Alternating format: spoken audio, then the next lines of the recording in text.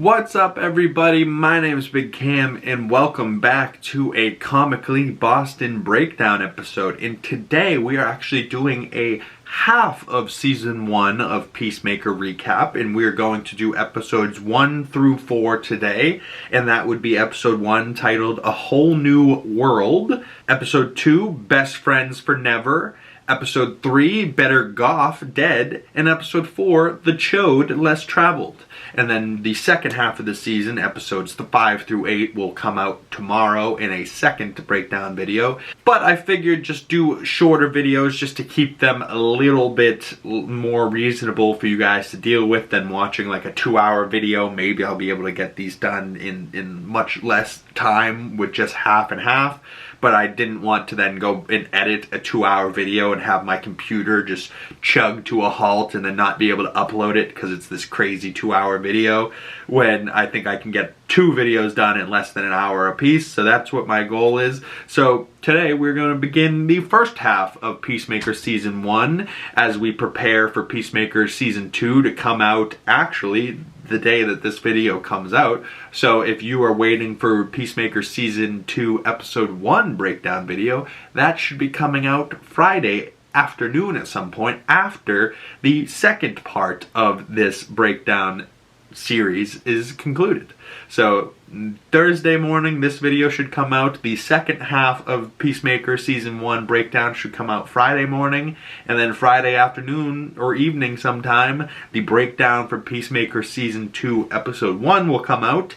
So jumping right on into it, this season opens up with a recap of where Peacemaker came from, and that was from James Gunn's The Suicide Squad, and he was annexed to Idris Elba's Bloodsport, and they were hilarious in that movie. And James Gunn has confirmed that he is trying to get Bloodsport back into this franchise somehow, some way, and he's thinking about where Bloodsport could come in. So maybe even in Peacemaker Season 2 Bloodsport could return, but I doubt it. I think they're going to focus more so on Peacemaker and how it connects to the Superman universe, and I think there's probably a higher percentage chance that we'll see Superman in this Peacemaker Season 2 than Idris Elba's Bloodsport.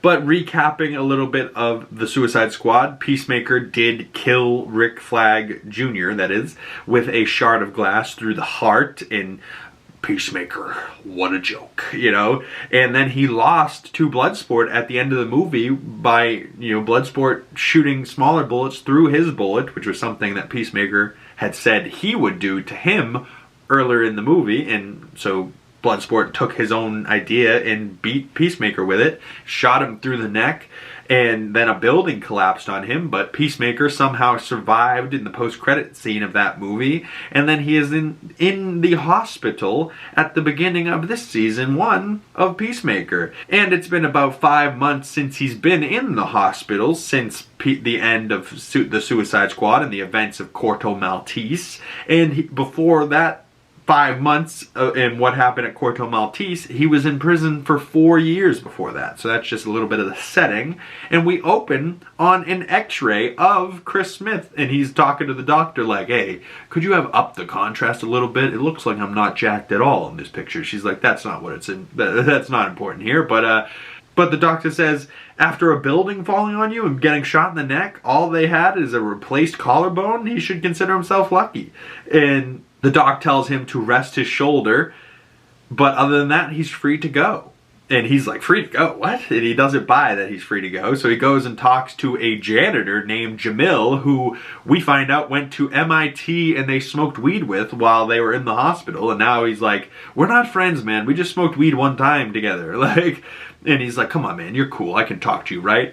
And he's like, you don't seem like a superhero. And he's like, you're not that famous. And he's like, Aquaman is famous. And then he's like, Aquaman fucks fish. And that's where that joke comes in. Which is one of the most famous jokes from this series. And it's like, Aquaman fucks fish. And it's like, okay, James Gunn then has said that is not canon. Aquaman does not fuck fish, but Peacemaker thinks that he fucks fish. And Peacemaker says, I refuse to believe that Pepe Le Pew 89 is lying to me for no reason. So he's getting this information from some loser online named Pepe Le Pew 89, and that's like where he's taking his facts from. He's like, oh, well, that's one guy on the internet told me that Aquaman fucks fish, so therefore that's a fact, you know? Like, clearly not the smartest guy here, Peacemaker. And Peacemaker says to the janitor, Jamil, that he took a vow to protect peace at all costs, and he doesn't care how many women or children he needs to kill to get it. And the guy goes, oh, Peacemaker. Justice's like, yeah, you're that racist superhero. No! Oh, God, there's some opening lines in this opening episode that are so funny. And just like this whole series is pretty dumb, but the dialogue is yet like really good. So like these characters have these great arcs and great moments and like growth, and you know, it's incredible. But overall it's really dumb and funny, and that's like the point of it. It's just supposed to be dumb and funny. It's not supposed to be this like mind-bending like horror thriller mystery thing where you're like trying to figure out what's going on. It's an easy mystery to figure out what's going on. It's an easy cast to join into and follow along. It's hilarious, it's raunchy, it's gory. It's like everything I want in a show is exactly what this show is, and I love it. So then after Peacemaker finishes talking to Jamil, he leaves and he grabs his clothes and he just pretty much goes home in exactly what he was wearing in Corto Maltese and walks out in his bloody Peacemaker uniform. And as he's walking out, a lady's like, he is such a dick. But then somebody texts Myrn he's on his way, so somebody was watching him in this hospital even though he thought the coast was clear. But so Peacemaker takes a cab home, and he's in the cab like, yes, I'm home free, as the intro hits. And it is Do You Want to Taste It by Wigwam. And this is a never skipped intro. And if you skip it, you have no heart. And it is so funny. And it ends with Peacemaker holding Judo Master with eagerly Karin in front of him and the whole cast. And like, I have a clip of the intro. It's just so funny.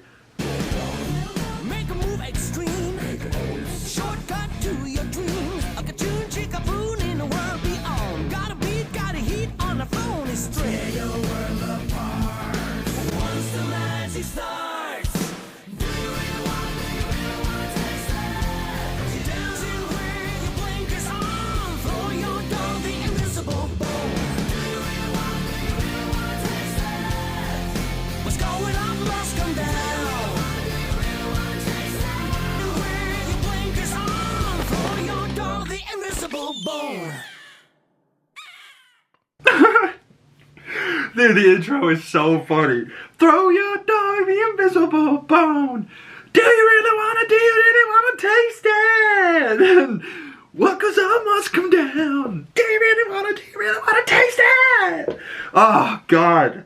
What a fucking jam. And like, you know, you can listen to it the first time through and like, you're like, I'm not going to jam to this. But then like a minute in, while the chorus comes back around, do you really want to taste it? Right? Like, you can't help but start headbanging and fucking, you know, like it's amazing. It's an amazing song and maybe the best intro of all time. I mean, comment below a show that has a better intro. I doubt it. And then after the intro, we cut to a title card, Chapter 1, A Whole New Whirled, and this is W-H-I-R-L-E-D, Whirled like whirlpool instead of world with an O, so A Whole New Whirled. So that's kind of like the theme of these titles through this entire season 1, is that they kind of have like these puns in them, kind of awful dad joke puns. You know, like one of them's stop dragging my heart around instead of dragging. Like, but Chapter 1 begins as we meet Adebayo and her wife Kia, as this lesbian Adebayo, played by Danielle Brooks, and she's checking into a hotel, and she's like, I thought I was gonna be on some James Bond shit, you know, like, and she seems to be starting a new job, and she says that it's just for a paycheck and that she's not made for this shit. And then she gets a text from her new boss named Clemson Myrn and has to take off. Then we cut back over to Peacemaker trying to bribe the cab with Corto Maltese money, but ends up having to give his helmet as, you know, paying as like a concession for this cab ride. He has to give him the helmet, so the cab driver drives away with the Peacemaker beacon of freedom on his head. And then we see a very sad scene as Peacemaker, has to look around his house for the spare key under all the gnomes and knickknacks around the front yard of his trailer. And then he can't find the key, so he has to break into his own place. Falls in through the window and kind of hurts his shoulder. He's like, it's definitely not a shining moment for this guy. You definitely see how much of a piece of shit he is and how much of a shithole he lives in. But he gets inside and he checks his phone, and he had asked his dad to cancel his service while he was in prison, and he never did it. So he has a bunch of missed calls and a bunch of texts and a bunch of emails, and they're all from his best friend, Vigilante, or Vigilante's best friend is Peacemaker. But as he's like in his room and he's just gotten home from the hospital, Harcourt, Adebayo, Economos, and Myrn come to ask him to join the team or go back in prison. So his options aren't very good. So it's either, hey, join us and help us, with Project Butterfly, which is their new project, or go back to prison. So he says he'll help. And Myrn is in charge of this new team, and he reports directly to Amanda Waller. Harcourt is also back from the Suicide Squad with John Economos also back. And Harcourt is his handler in the field. And Leota Adebayo nervously introduces herself to the team and doesn't know how to shut up. So she's kind of like just rambling on, and it's a hilarious scene. And the behind the scenes of this scene is even funnier. She looks over at Economos. Fuck you, man! Because he's laughing and filming, and he's supposed to be off camera, like in the scene, but he's filming and like laughing. So unprofessional, Steve Agee.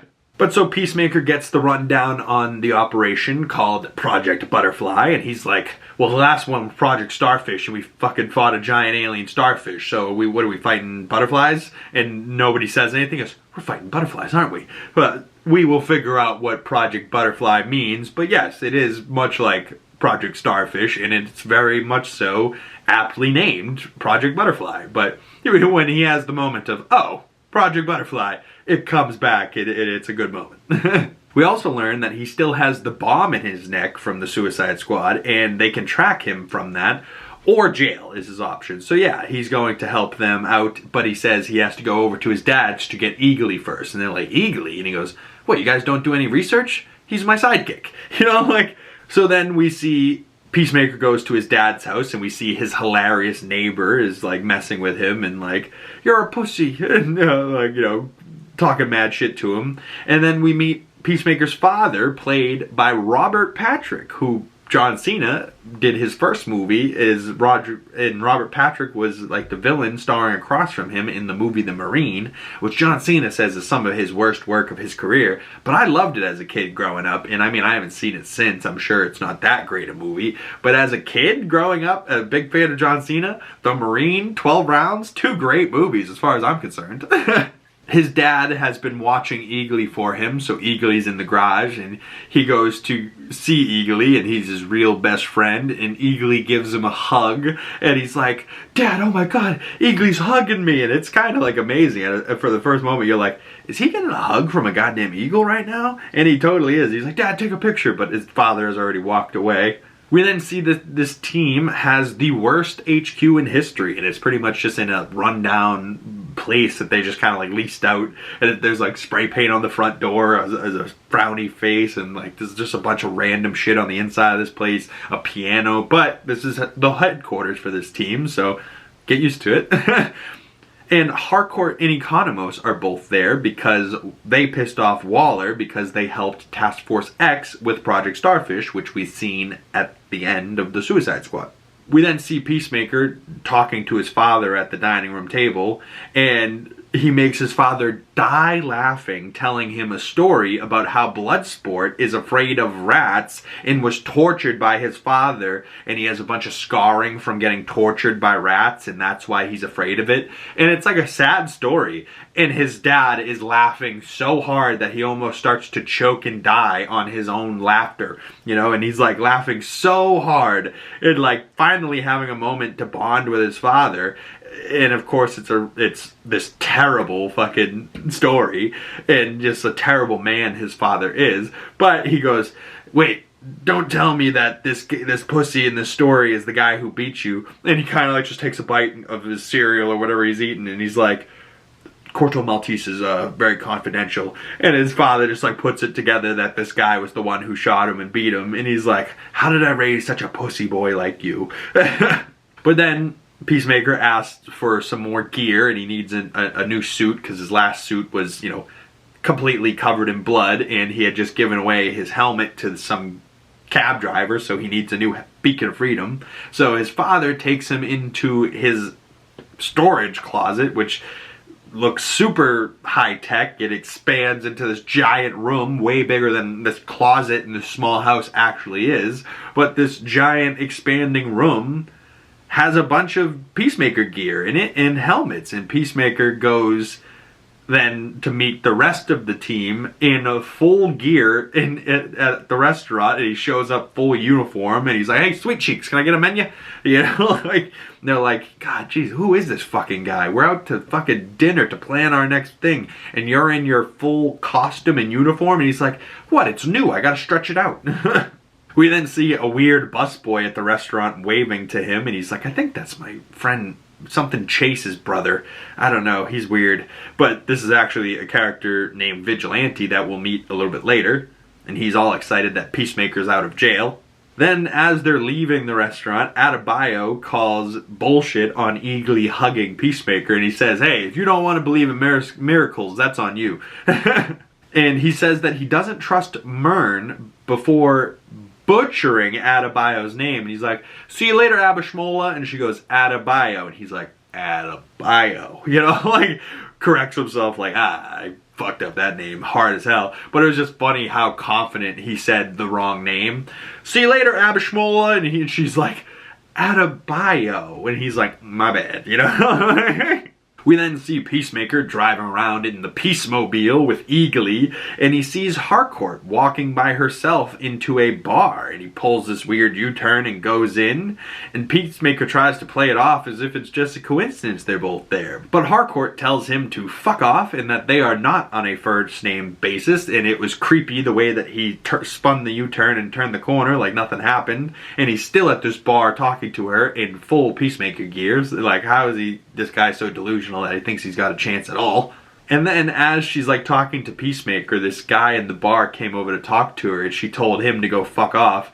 And one of his friends comes over and like, hey bitch, what the fuck did you say to my friend? And then she kicks the shit out of this guy in the bar and like holds his wrist and like, what the fuck were you just gonna say? You were gonna apologize? Yeah, that's what I thought. Like, kicks him down to the ground and then turns around and comes back to the bar sitting next to Peacemaker, like having a beer, and Peacemaker's like, that was the hottest fucking thing I've ever seen in my life, right? So now he thinks that Harcourt is the most beautiful woman he's ever seen after seeing her beat up this guy in the bar in front of her. And he tries to hit on her, and she calls him a stalker for the way that he followed her into the bar.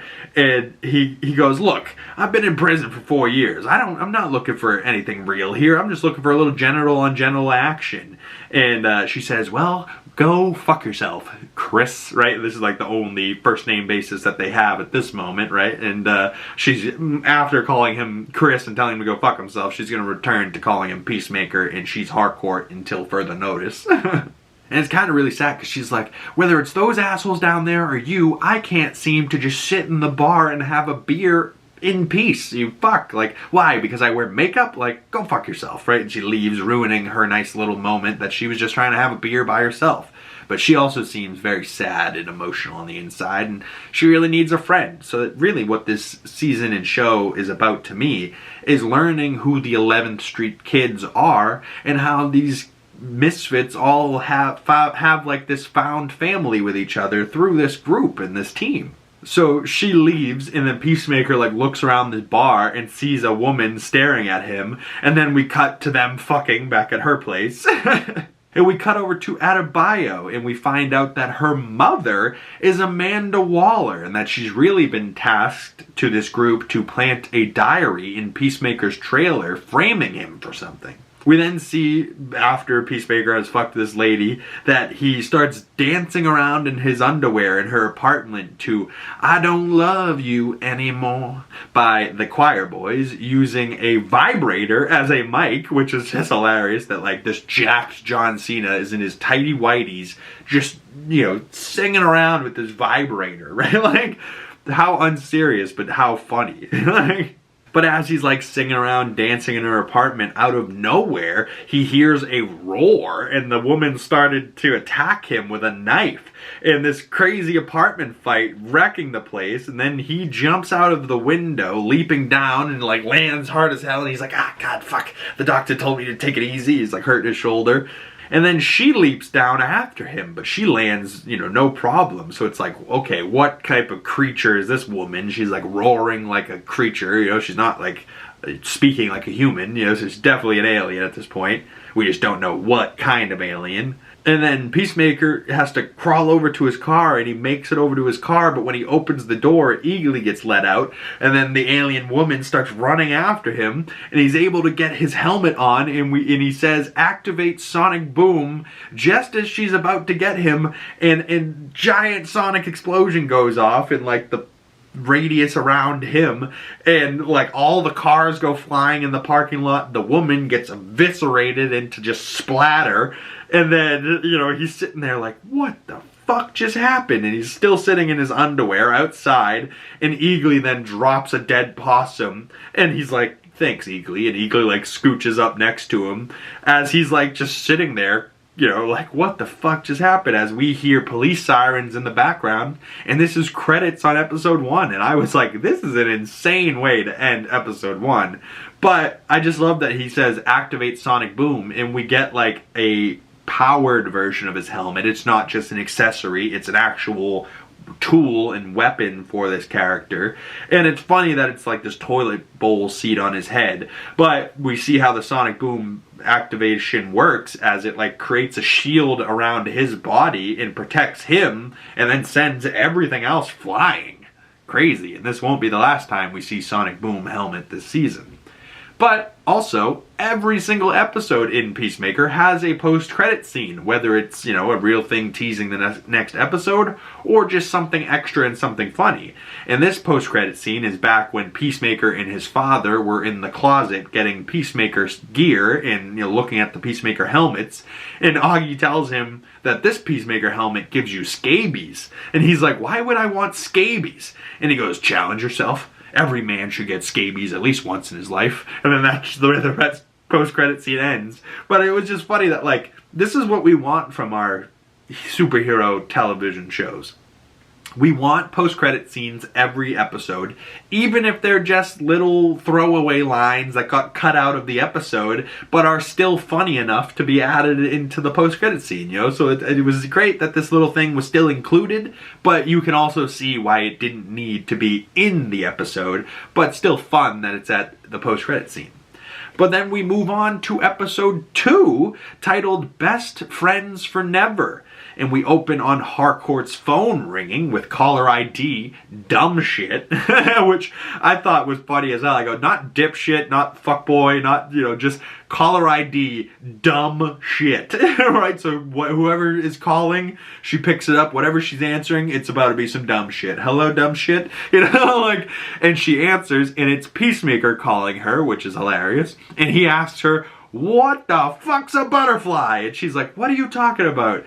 And because that thing that he just fought was a butterfly, and Peacemaker's going back to her apartment for his stuff, and Harcourt, you know, knocks on the window next to her, or the room next to hers, and it's Adebayo and her wife. She wakes up, and she's like, new girl, wake up, you're driving, Peacemaker just killed a butterfly. And she's like, huh? And her wife has no idea what's going on, so you see her wife's face in the background like, killed a butterfly in the middle of the evening and now it's springing into action? What the fuck is happening? And she's like, I don't know, honey, I gotta go. But then the intro hits again, which you never skip that intro. And then we cut back to Chapter 2, Best Friends for Never, written and directed by James Gunn, which I thought every episode was written and directed by James Gunn, but I think every episode was written by James Gunn, but not every episode is directed by James Gunn. But we see Peacemaker back in her apartment getting suited up again and struggling, but he ends up squeezing himself into the suit and he's like, yeah! He's all excited. And then Adebayo is driving Harcourt and her to the scene and she almost hits someone and goes, I almost hit a bitch! You know, like... And then Adebayo and Harcourt are talking, and Harcourt warns Adebayo that it's dangerous to have someone in her room with her. And she's like, my wife. And she's like, listen, this line of work we're in, it's probably not smart to have somebody in your room with you. And she's like, I have my dogs in there too. Are they going to be in danger? And she's like, are they big dogs? She goes, no, Chihuahuas, little tiny ones. She's like, oh my fucking God. What am I, like, on this team? Who is my team right now? Like, she's so disappointed that it's Adebayo and Peacemaker, these two fucks. This newbie and then this dumbass. We then meet Detectives Song and Fitzgibbons arriving onto the scene and being like, how did everything get pulverized but there's a full possum in the middle of this thing? Huh, how'd that get here? From Eagly. And then another one of the police officers goes, what's this, a pizza? And Song's like, put that down, I think that's her face. Because her skin got exploded right off her body from the sonic boom. It's crazy how powerful that thing was. We then see Peacemaker is stealing shit from this lady's, now dead alien lady's apartment. And he's like looking through and he's stealing different CDs. And he ends up finding this like alien device. He's like, I'm not sure what that is, but puts it in the bag anyways to go. And then he like goes to leave and the bag falls apart because it's just like a sheet that he's like poorly tied up together. And then Harcourt calls him and says, hey, there's cops surrounding the building. You got to get the fuck out of there. And he pokes his face out the window and the cops go, hey, there's someone up there. And she's like, what? You didn't fucking believe me? You idiot. You know, and he's like, oh, I got to get out of here. So she tells him to go around back and jump from the second balcony. And they start pulling around to the back of the building. And the cops start to run in. And Adebayo's like, you know, as the escape car driver, and she's like having an adrenaline rush. She's like, this is crazy. My heart's beating so fast. And Harcourt's sitting there like, oh God, how did I get stuck with this moron who killed a fucking butterfly in this newbie in this fucking Camry? But as Peacemaker's, you know, making his way out, he is trying to go down the staircase and the cops are coming up, so he ends up having to go up a floor and he has to like break into this couple's apartment. And this ridiculous couple is so funny, and I believe their names are Evan and Amber, and they're hilarious as they're like fighting with each other, but also like she's flirting with Peacemaker the whole time, and she's like, oh God, who knows what could happen? You could tie me up and I could get, you know, touched. Anything could happen. And she's like looking at him like, do it, please. Peacemaker's like, does she want to fuck me right now? But like her boyfriend's right here, but like, I'll do it, you know, like, but oh shit, there's cops following me. I gotta get out of here, you know, like, so he's distracted for a moment, but he does go, all right, I gotta take off. But she clearly wants to fuck Peacemaker because he's ripped and handsome, and her boyfriend, Evan, seems to be a real fucking pussy. But then cops come to their door and Peacemaker has to jump for it from their balcony. And then he jumps from one balcony to the next floor and then jumps from that balcony to the next and then that balcony to the next. And he has to jump like 4 floors all the way down, or even maybe 5 floors, because he's like damn near up on the top floor. And he's got to jump down from these balconies. And I think they did this practical, not with John Cena, but like with a stunt double. And it looks so good because the impacts look crazy, you know, like just boom, and just, oh, you know, like racks himself on the railing, smashes his face on the ground. You know, it's tough. Look, the poor stunt double that did this, great job. But so Peacemaker jumps all the way down and then gets in the car with them, and then he goes, wait, Eagly! And Eagly flies in the car, and they're like, that eagle better not shit back there. And he goes, you can't house train an eagle, dude. Not without stealing its soul. Like, just a quick line, but I go, yeah, it's probably true. You can't house train an eagle, and that's what makes them have soul, is they're wild animals. You know, like. But then back at the HQ, Myrn has Economos change the registration on Peacemaker's vehicle, and he changes the registration of Peacemaker's vehicle to Peacemaker's father. So then Detectives Song and Fitz go to his house to ask him questions, and he says he doesn't want to talk to her because, let's just say, Egg Foo Young ain't my style, baby. And he's just such a racist bastard the way he said this. I was like, oh my God. And then he goes, arrest me or get off my porch, chopsticks. And she's like, okay, we'll be back soon, fork. You know, and like just to say something racist back to him, she called him a fork. But Myrn gets mad at Economos for choosing his father out of all people to frame when the rest of the team returns to the HQ, and he's like, keep it quiet, don't tell Peacemaker yet. And oh boy, when Peacemaker finds out what Economos did to his father, he is gonna be pissed. But as the team returns to the HQ, Diebeard then stitches up Muscle Man Weekly, as Harcourt calls him, and stitches up Peacemaker, as Peacemaker calls Economos Diebeard, and this Diebeard joke starts to come in, and the more he calls it to him, he goes, I'm not finishing your stitches. He's like, come on, Diebeard, it's not done, you know, like. And then Harcourt starts to question where this butterfly that Peacemaker just slept with got its information. Did it get its information from Waller? And was it trying to kill Peacemaker because they're after Project Butterfly? Or was this just a coincidence, like, you know, because they fucked and then it tried to kill her, so what happened there? But they don't think it's Waller, even though they can't trust her. But then it comes down to, was it Adebayo? She's the new girl. Did she give up the information?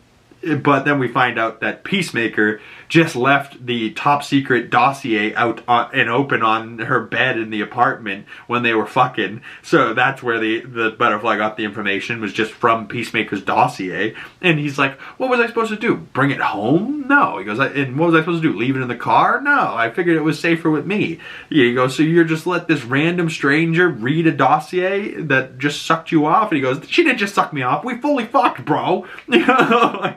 And then Peacemaker asks John Economos, am I a dick vampire? And he goes, no, you're just a dick. And Peacemaker goes back to his trailer and puts on one of the records he stole from the lady. And it is Don't Treat Me Bad. And he starts crying, saying, Flag was right. Peacemaker, what a joke. And he's like laying on his floor of his place crying. And then Vigilante comes and he's standing outside of his window, and Peacemaker's like, stop it, man, I know your dick's out, don't look at me. And he's just trying to cover his tears on his face, but he's like, hey man, I don't have my dick out, just look at me, please, you know. And he's like, were you crying? And he goes, no, I was just doing face muscle exercises, that's why I could see your skinny ass face under that mask, you know. Like, he goes, could you teach me how to do face muscle exercises? He goes, sure, you know, like, but he wasn't doing face muscle exercises, he was just crying. Vigilante and him then talk, and Vigilante, you know, is helping him clean up his place, and he picks up a pocket pussy, and he goes, oh look, a funny smiley face, and this is just a fucking pocket pussy. Like, and then Peacemaker says that he's starting to have feelings about things and that killing is wrong, right? Like, he doesn't want to be a killer anymore. And Vigilante sits down next to him and gives him terrible advice. And, you know, he is a real murdering psychopath because he says he enjoys when he kills people. But he says, yo, Peacemaker, you do too. You enjoy all this stuff too. We're the same. And Vigilante says, we're different and we're not bad guys because we only kill bad guys most of the time, unless it's a mistake. Right? So what makes them not villains and murdering psychopaths is that the people that they kill and murder are only bad people, but they're incredibly stupid, so sometimes they might kill some people that aren't bad, and it's just a mistake. Like, pretty big mistake, dude, Vigilante. How often have you done this? But then he goes, you want to blow off some steam? I've been saving up appliances since you've been away. And then they go and shoot appliances in the woods, set to Drag Me Down by Santa Cruz. And it's actually a funny little montage of them in the woods shooting shit. And you could tell why they're best friends. They're two just lovable idiots that happen to be murderous psychopaths. Adebayo goes to bribe that crazy couple, Evan and Amber, that Peacemaker had to tie up. And Adebayo tells them to tell Detective Song that Peacemaker's father, Augie, was really the one that killed the butterfly woman and that tied them up in their apartment. And so then we see Detective Song goes and arrests Augie. And Augie's like, what the fuck? This wasn't mine. I didn't do this. I didn't touch anyone. I don't even know who this woman is. You know, like... And then we cut over to see that the woman Adebayo bribed is then having a three-way with Peacemaker and Vigilante, and they're smoking a joint, and she goes to pass it to Vigilante, and Vigilante won't hit it and says, I can't believe they legalized that shit. 3 years ago, I would have shot you both in the face for that. So smoking weed was illegal, and he would just shoot people in the face for it? God damn it, Vigilante. I've never not liked you more from this statement. We then see Peacemaker grabs the alien device that he found in this girl's apartment, and he opens it up, and it's like a little spaceship. And we see Augie Smith then is getting put into jail, and then, you know, walks over, and this guy's sitting in his seat, and he goes, "That's my seat, get the fuck up." And he takes the seat, and he then gets worshipped like a god for being the white dragon and, you know, a Nazi god to these other Aryan nation, you know, shitbags. And they all start Nazi saluting him and yelling, "All hail the white dragon!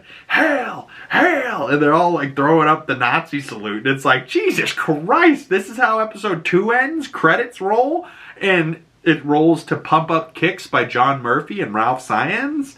And then the post-credit scene of this episode is the couple of Evan and Amber getting interrogated separately, and Amber saying, "It's definitely not the hot guy," and Evan going, "Fuck you, Amber," you know, like he's all pissed off that she's like talking, you know, still good about Peacemaker and that her boyfriend's like right in front of her. And he's like, "Oh, fuck you, Amber." And she goes, "Oh, eat me, Evan." And then she goes, "Yeah, it's this guy right here," and clearly points out Augie Smith. And then goes, "Can I keep this picture?" Like talking about the hot one, meaning Peacemaker. And then, so we had just seen moments after they went and told Detective Song that like Augie was the guy that they should arrest. She ends up leaving this police station and going to fuck Peacemaker and Vigilante. So they had a weird little 2 guys, 1 girl 3-way, which I don't know about y'all. Not for me.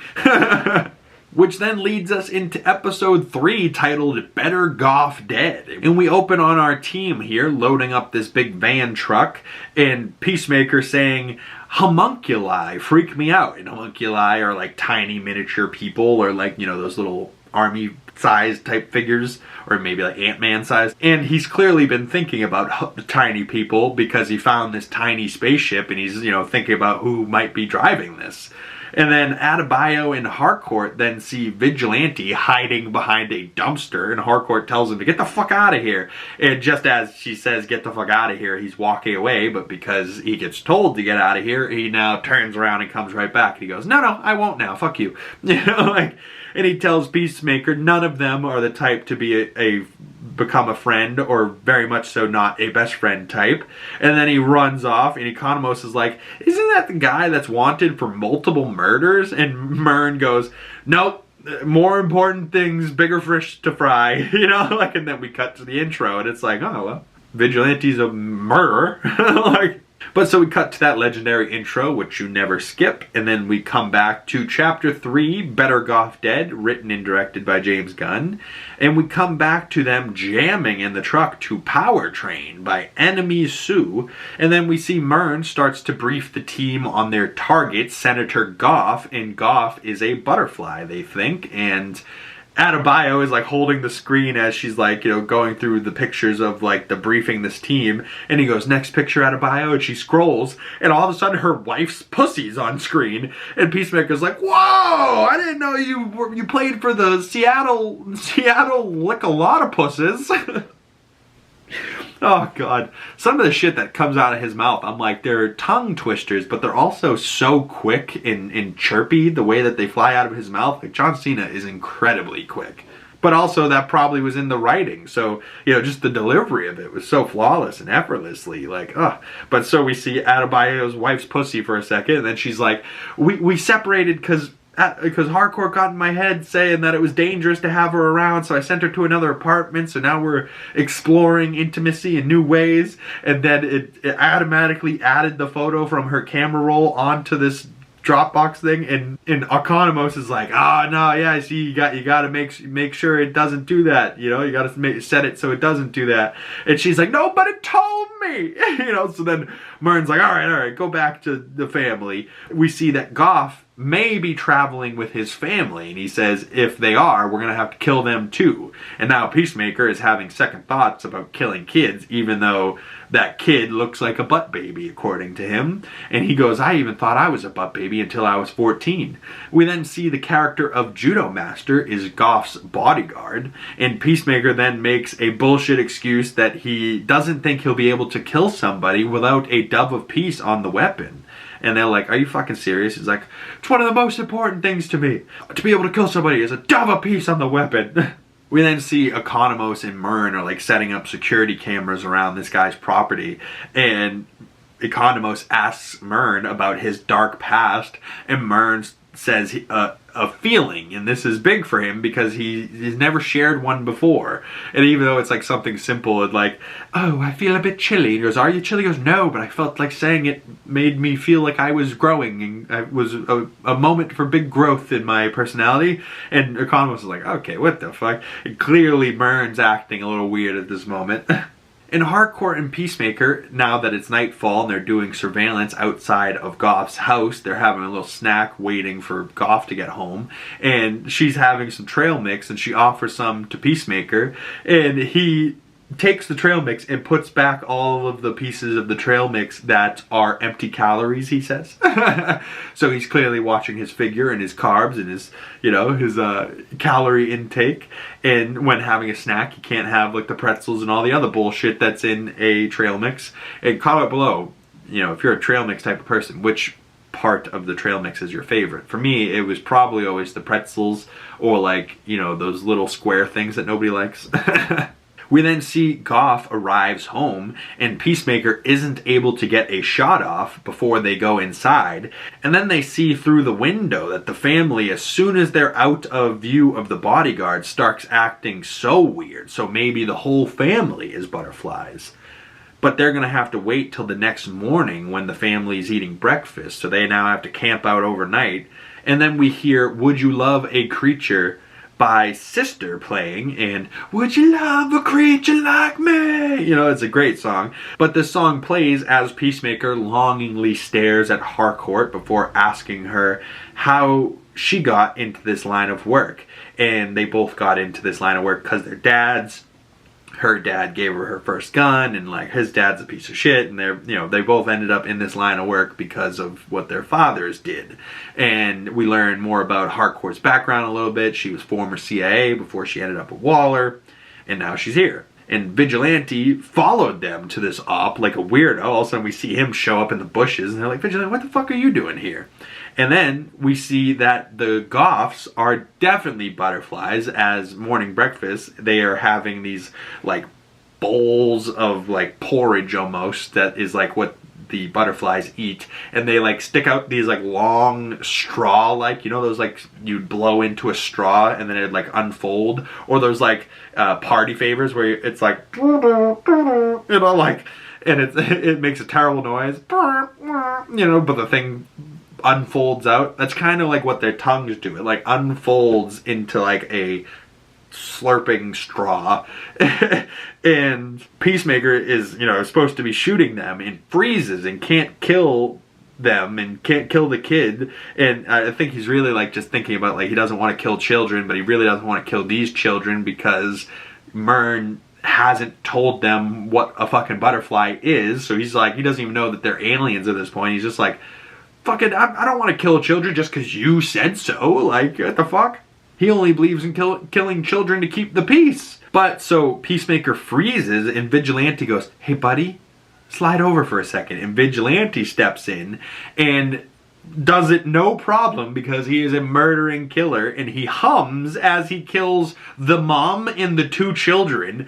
And he's about to shoot Goff as Judo Master comes in and beats their asses. And Judo Master comes in and beats all three of their asses, sends Harcourt down the side of a hill. She hits her head on a rock, gets knocked out, and then beats the ass of Peacemaker and Vigilante at the same time. Peacemaker accidentally stabs Vigilante in the process, and then Goff comes and they're like both knocked out, and he says, okay, let's get them inside. And the other bodyguard finds Harcourt on the ground knocked out, and, you know, is like, you know, who are you? It starts, you know, has a gun pointed at Harcourt, and then Adebayo comes up and has a gun pointed at the bodyguard, but doesn't shoot him right away. And Harcourt's like, shoot him! Shoot him! What are you waiting for? Why are you prolonging this? And then the guy starts like, I have a family, their names are blah blah blah, and I just want to go home, I have nothing to do with this. And he doesn't seem like a butterfly, but he, you know, is working for the butterflies still. And Harcourt's like, he saw our faces, we have to kill him. So, because this is definitely still Black Ops work, so there's no witnesses left alive type shit, you know what I mean? And then Harcourt has to step in because Adebayo prolongs this too much, and she has to shoot him and kill this guard for Adebayo. And this is the second time that a member of this team has frozen on this mission. You know, once Peacemaker, once Adebayo. We then see Judo Master has Peacemaker and Vigilante tied up in like the basement of Goff's house. And Peacemaker talks so much shit to Judo Master as Judo Master just calmly sits there eating Cheetos, humming and talking shit back to him like, big man.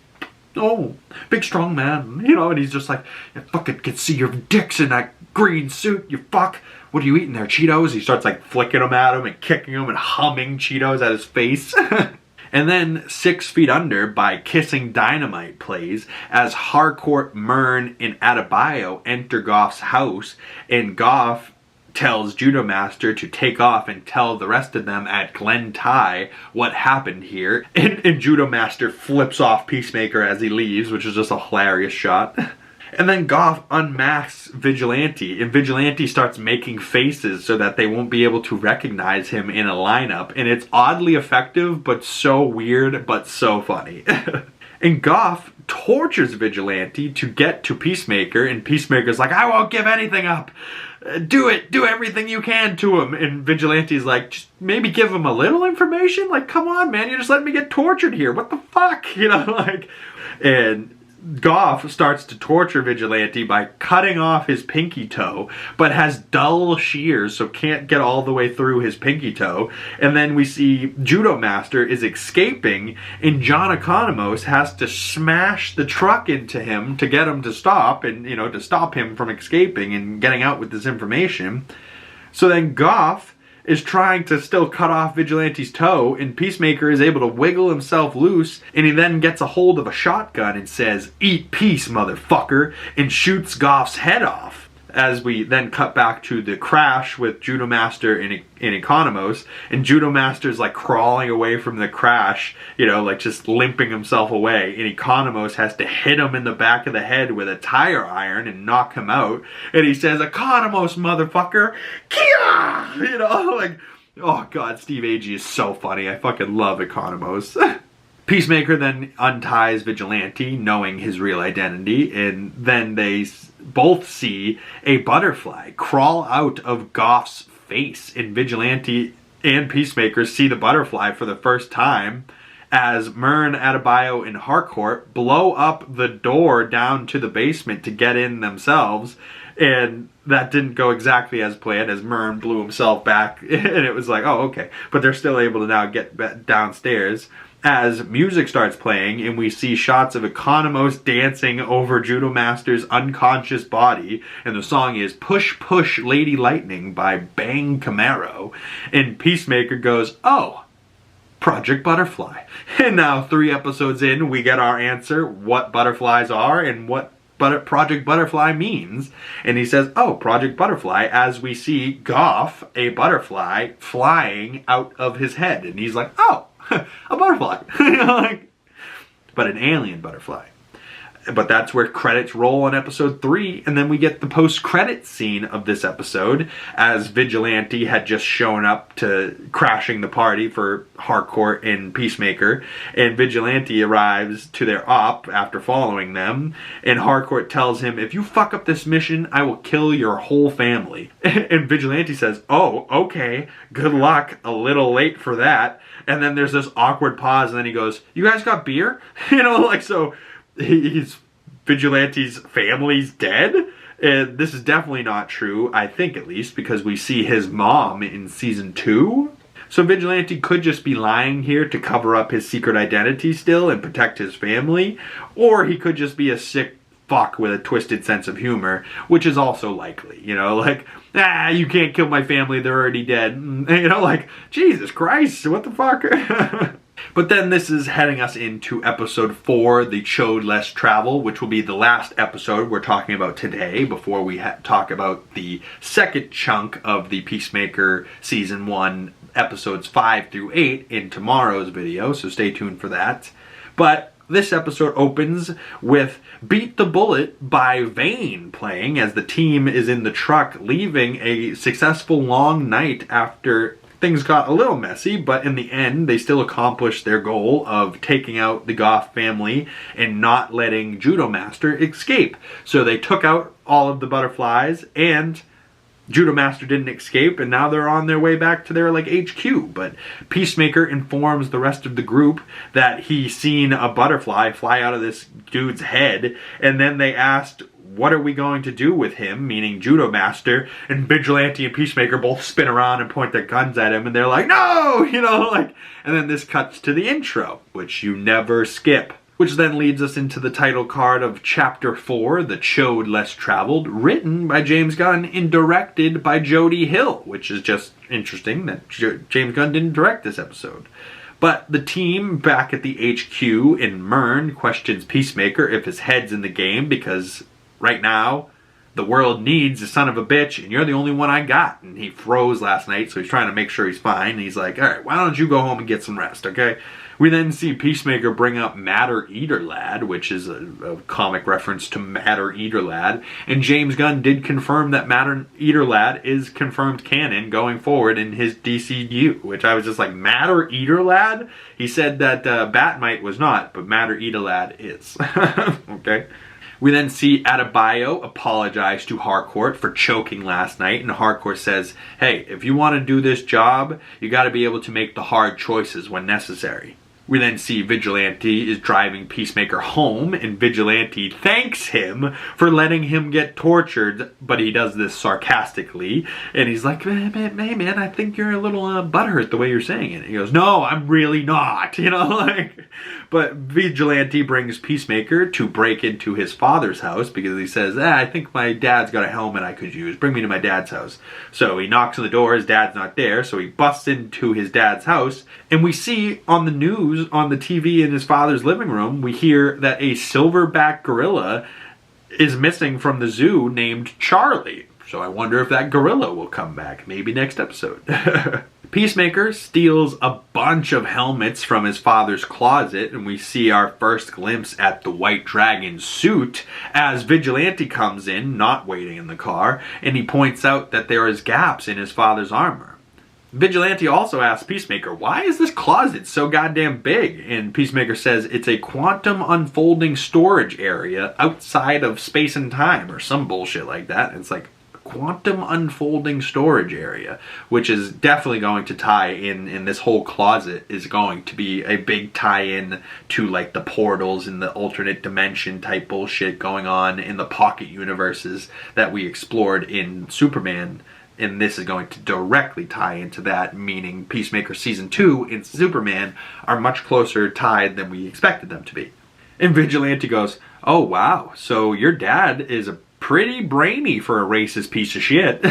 So yeah, his dad, it does seem pretty smart for somebody that's such an asshole. We then see that hilarious next door neighbor to Peacemaker's father again, and he's talking shit to him, and he's like, do you have a coterie of supervillains like Batman? Batman has a coterie of supervillains.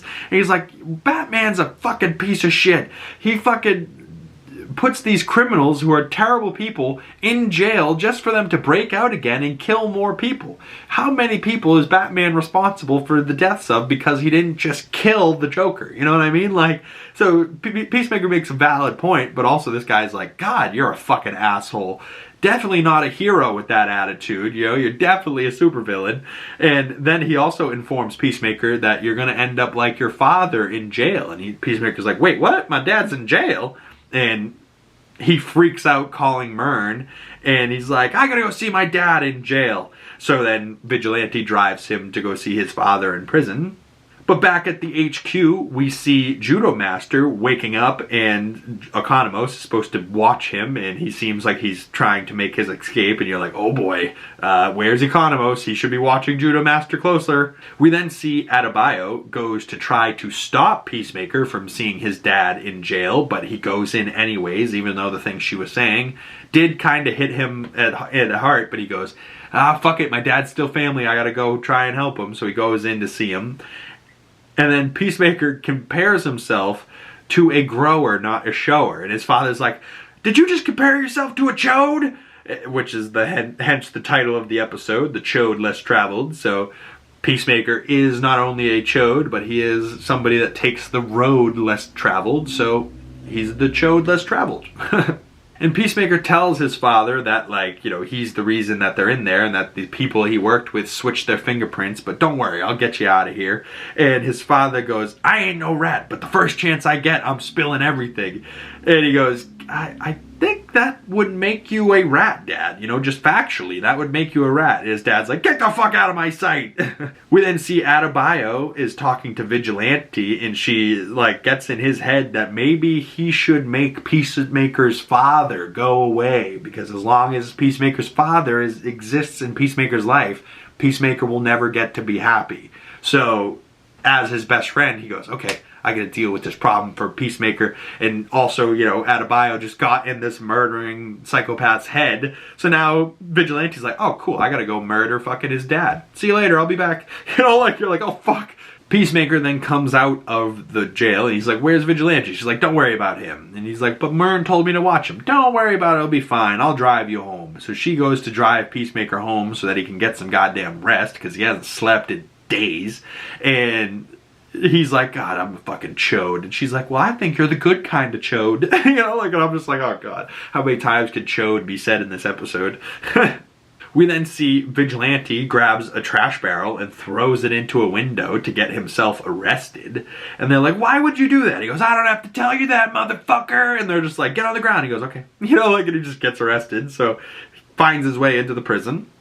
And then Judo Master, back at the HQ, escapes and beats up Economos, and Peacemaker and Adebayo have to run back to help him, and Peacemaker runs after Judo Master and has a fight with Judo Master in the parking lot. And this is a big round 2 fight because of the last time they fought, they kind of got beat up by Judo Master. So Peacemaker's ready for him this time, and he's like, 1-on-1, round 2, motherfucker, let's go, rematch! You know, and then they beat each other's asses all over this parking lot, slamming their faces into car windows, and then it ends with Adebayo shooting Judo Master, and Peacemaker's like, what the fuck? I was gonna win that fight. You know, like, you just jumped in the middle of nowhere. And Adebayo's like, I just shot somebody for you, motherfucker. How about thank you? You know, like, we then see Vigilante walk into prison set to Jawbreaker by Cruel Intentions. Like he's got this big swinging cock on him, which he is. And then we see Peacemaker kept Goff in a jar and didn't kill the butterfly, and then eagerly attacks the jar, which is funny. But, you know, he told them that the butterfly was dead, but, you know, they saw the butterfly fly out of its head and they put it in a jar, and he kept that motherfucker, but hasn't told the rest of the team about it. Harcourt then tries to comfort Adebayo after she has shot Judo Master. And she's like, do you think he's gonna die? And she's like, maybe, I don't know. Probably not, because these fucking, the way these judo guys are. Peacemaker was like, oh, he'll move his kidney into his heart. He'll be fine. And they're like, I don't know if you can do that. He's like, oh no, I've seen it. It's been done.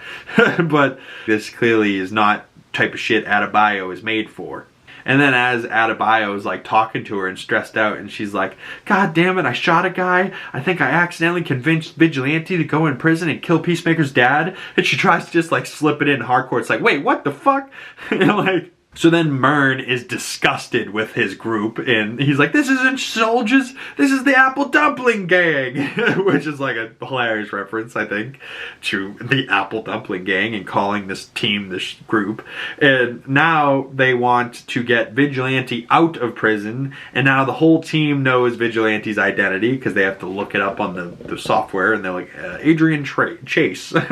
And Vigilante walks right over to Augie and the Aryan Nation members that are all sitting playing cards at this table, and Vigilante sits down in front of them and talks mad shit to all of them and calls them a bunch of racist piece of shits, and then, you know, goads them into fighting him. And then we get to see Vigilante kick major ass for a second, and then he tries to goad Augie into fighting him, but Augie's too smart for this and says, nah, I know there's cameras all over this place, and so do you, and now all those motherfuckers look like they're the aggressors. So now those guys get taken away. Vigilante doesn't get in trouble for starting the fight. They do. And then Augie isn't, you know, doesn't buy into the fight, but Vigilante wanted him to. And then he goes, you're a terrible dad. And Augie goes, oh, fucking, where's Detective Song? Get me Detective Song. My son's trying to kill me. You know, so then Vigilante's like, oh, fuck, I shouldn't have said that. You know, like, We then see Peacemaker, not in uniform, goes to see Harcourt at a bar, the bar that she likes going alone, and he asks her what it says in his file about him. And we learn that his brother's death, Peacemaker had something to do with. So, we don't exactly know how, but we know that, his brother, Chris and Keith, his brother Keith, he had something to do with the death, and we just don't know how or why and what happened, but we will see that in a later flashback. We then see Peacemaker go back to his trailer, and he puts a record on that is House of Pain by Faster Pussycat. And as the song plays, we see Economos sitting next to a strapped down judo master, making sure that he doesn't escape again. They got Vigilante out of prison. Adebayo ignores a phone call from her wife. Harcourt drives Vigilante home from prison. He didn't kill Augie, and he says, "Hi, I'm Adrian." And he thinks that he made things worse. And all of this is happening while Peacemaker's dancing, drinking, smoking, blowing smoke into Goff's jar, and remembering his father make him stab a man for the first time when he was only a boy. And we hear "In this only world, in my house of pain," and he's and he's remembering himself stabbing this man that was tied up in a chair as a boy, and his father's making him do it. His father's creating Peacemaker into this murderous psychopath. This is the type of growing up he had, childhood, poor Peacemaker. And then we see him remembering killing Flag, and then Peacemaker, what a joke, as he falls to the floor, and then he hugs a picture frame of him and his brother Keith, and we see that him and his brother Keith were in a fist fight, and his brother had some type of seizure, and he was the one that killed his brother, as the song says, "No one's home in my house of pain, and I'm all alone." And it's oh, fuck. No one's home in my house of pain, and I'm all alone. Oh, God. And then Adebayo then makes the Glen Ty connection to the butterflies, and she calls Myrn, and he says, "Good, I'll be right over." And we pull back from Myrn to see that he is a butterfly, and he has one of those creepy, weird straw tongues that he uses to feed as we head into credits. And I was like, holy shit! What a great half of a season. But the post-credit scene for this episode is Vigilante and Peacemaker talking about a duck in a human costume, and how that is the dumbest idea Vigilante has ever had, and it offends him how dumb it is. Not a human in a duck costume, which would be, a Daffy Donald Duck type big old duck costume, maybe even an Oregon Ducks mascot costume, but a human, or a duck in a human costume. That's a dumb idea. Just dumb. The proportions don't work. But I just was why is this included? But clearly was something that James was it doesn't work in the episode, but hey, post-credit scene, why not? So just funny. But I can't believe how that episode ends. Myrn's a butterfly confirmed. I mean, Peacemaker's got this alien spaceship confirmed in one of the other episodes. So he's found a butterfly ship. We've seen what a butterfly looks like. Oh, Project Butterfly. He kills Goff. He has Goff in a jar. So heading into the final 4 episodes, the butterflies are still out there. They're maybe finding the facility, Glen Ty. Adebayo maybe just found a connection to Glen Ty. So maybe that will be where they're heading in the future. Peacemaker and Vigilante are still crazy, but they're a pretty good team together, and they're definitely best old pals, or at least Vigilante is Peacemaker's best friend, or Peacemaker's best friend is Eagly, but Vigilante's best friend is Peacemaker. You know what I mean? But make sure you guys hit that bell so you get the notification when the second half of Peacemaker Season 1's breakdown comes out. And then episodes over the next 8 weeks for Peacemaker Season 2, 1 week at a time. Those episodes will be coming out, getting breakdowns for those. And I can't wait to talk Peacemaker Season 2 with y'all. And that breakdown for that episode should be coming out Friday night at some point. And stay tuned for next week because we got some more episodes of Peacemaker Season 2 breakdowns coming out and Alien Earth coming your way. So make sure you guys hit that bell so you get the notifications for future videos coming out. And if you made it this far in the video and you want to follow my other social medias, links for those down in the description below. And if you've made it this far and you want to support the channel, the best way to do that is liking this video, commenting down your thoughts on Peacemaker Season 1 down in the comment section below. Chat more Peacemaker with me, Big Cam, 2G's in the Big, pretty much anywhere you'll find me. Just look for my social medias or this face and you'll find me. Thank you guys so much for coming on by. Once again, my name is Big Cam, and I will see you beautiful people in the next one. Peace!